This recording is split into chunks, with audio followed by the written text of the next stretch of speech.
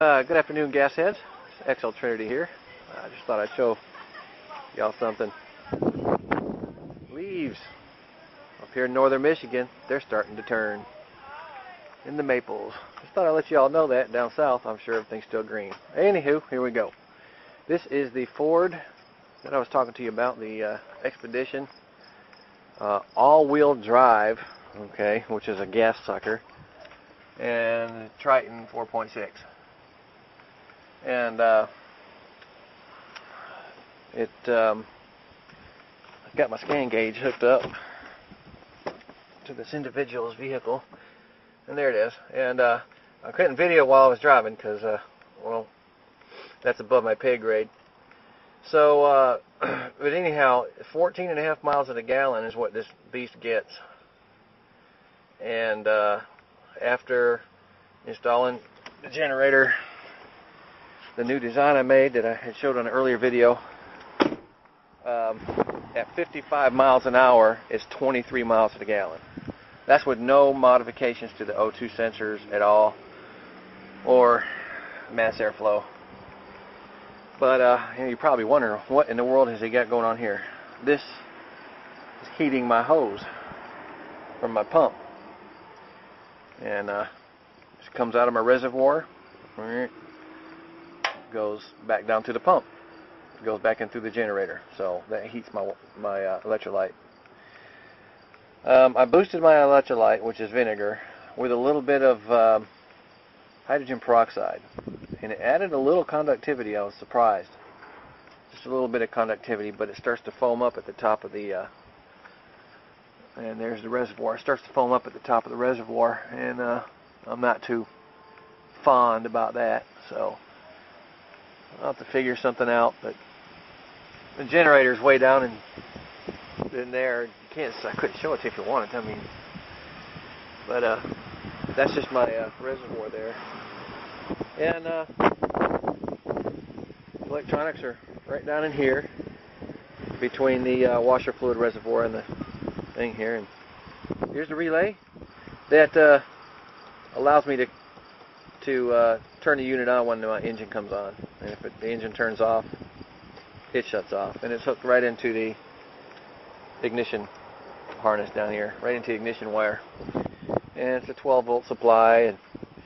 But what I've also done is hook up a emergency cutoff. So, you know, up here, I mean, in the wintertime, snowbanks get 6-7 foot high.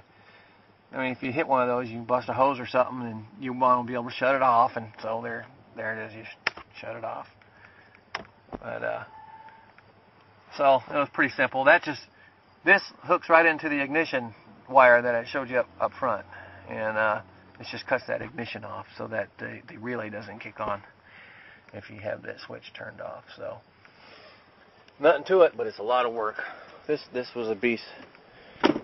2 days putting stuff in, and we got it going. Now this up here is the condensate tank with the fill port. Y'all, you're looking for plastic. The best place to go is usplastics.com. Man, they got everything, and they're very, very reasonable priced. You get all these little fill ports and really high quality barb nipples and stuff like that. And basically, this is where I fill up, and goes down right into the reservoir tank down there. And HHO comes out the generator up into this tube. And any condensate, see these bubbles here? It was kind of foamy coming up through here because when I added that hydrogen peroxide, it'd come out and just go down the bottom, and I was watching it go right back out, which was cool. Nothing was coming in here. This line is completely clear. So it's working like a dream. But that's it for the vehicle, and they're fixing to go on a little trip, so I'm anxious to see what they do, what kind of mileages they get and stuff like that. So, but at 60 miles an hour, I was getting 20 miles to the gallon. And I know I'm not putting out near enough hydrogen to what I need to do. So, I mean, a vehicle like this needs at least a liter a minute. And I don't think I'm quite putting out a liter a minute, so that's okay, but I know I could do better. I just got to find a different electrolyte solution. There's got to be something better out there besides something really caustic, corrosive, dangerous. So that's what I'll be working on next, is trying to find something else. But she works good. Works real good. And anyhow, I want to thank Almost Hydrogen for giving me a shout about the electrolyte, places to buy electrolyte. I might try that. But that's it for now, guys. If you have any questions, don't be afraid to write me, so I'll answer them as soon as I can get to them. God bless you. Y'all have a good day.